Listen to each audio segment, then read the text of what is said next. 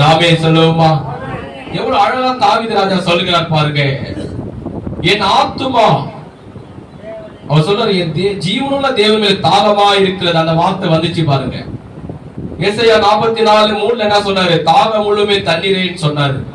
இங்க தாவீது சொல்றாரு, மானானது நீரோடைக்கு வாஞ்சித்து கதறது போல என் ஆத்துமா தேவன் மேல, ஜீவனுள்ள தேவன் மேல தாகமா இருக்கிறது. அந்த வார்த்தை வந்துச்சு பாருங்க, தாகமா இருக்கிறது.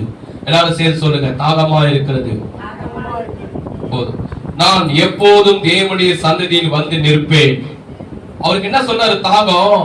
ஆண்டவரே, எனக்கு ஒரு தாகம் இருக்கிறது. மான் பாத்தீங்கன்னா, ஒரு காட்டுல பாத்தீங்கன்னா மான், அது தூங்கி எழுந்த உடனே, மான்கள் பார்த்திருப்பீங்க இல்லையா? அது தூங்கி எழுந்த உடனே என்ன பண்ணுமா? எங்க நீரோட இருக்கிறது, எங்க தண்ணீர் இருக்கிறது, அந்த இடத்த அதை அலைந்து திரிந்து தேடுமா.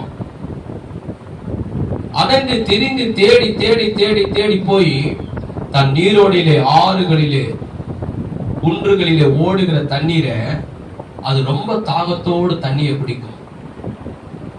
தாகத்தோடு, அது தாகத்தோடு தேடுமா.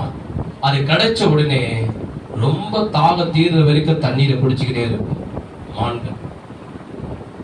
ஏன்னா அப்பதான் அதுக்கு தெரியும், இந்த காட்டுல சிங்கம் இருக்கு, புலி இருக்கு, சிறுத்தை இருக்கு. அதெல்லாம் நம்ம உயிரை வேட்டையாடி பின் வரும்போது இந்த தண்ணீரை நான் குடித்தா இந்த சிங்கத்தின் கையில மாட்டிக்கொள்ளாதபடி, புலி கையில மாட்டிக்கொள்ளாதபடி, சிறுத்தை கையில மாட்டிக்கொள்ளாதபடி என்னால வேகமாய் ஓட முடியும் சொல்லி அது தாகத்தோடு தேடி தேடி போய் தண்ணீரை முதலாவது குடிக்கும். அதை தியானித்து இங்க சைவ தாவீது சொல்லுகிறாரே, என் ஆத்துமா தேவன் உள்ள, ஜீவன் உள்ள தேவன் மேலே தாகமாய் இருக்கிறது. நான் எப்போது தேவனுடைய சந்ததி வந்து நிற்பேன். எனக்கு தாவீது சொன்ன, எனக்கு ஒரு தாகம். அது என்ன தாகம்? அது நீங்க சொல்றீங்க, உங்களுக்கு ஒரு தாகம் வந்தா தண்ணி குடிப்பீங்க. ஆனா தாவீது சொல்றாரு, அவருக்கு அந்த தாகம் இல்லை.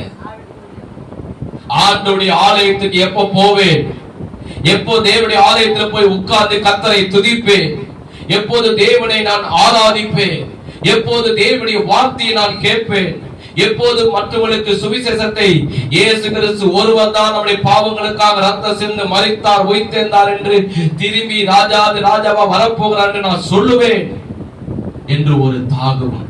அதாவது சொல்றாங்க, ஜீவனுள்ள தேவனுடைய ஆலயத்திலே சந்நிதியிலே வந்து எப்போது நான் நிற்பேன், அந்த ஒரு தாகம்.